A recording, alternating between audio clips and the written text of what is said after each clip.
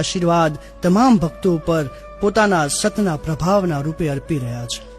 અને જે ઝૂંપડીમાં જહુમાનો વાસ હતો, જ્યાં માતાજી ફૂલોનો ઢગલો થઈ ગયા હતા, એ જ ઝૂંપડીની જગ્યાએ અત્યારે ભવ્ય મંદિરનું નિર્માણ કરવામાં આવ્યું છે.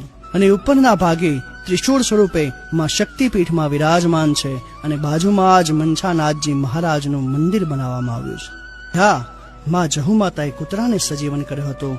એ જાગીર મઠની મઢી પણ આજે હયાત છે.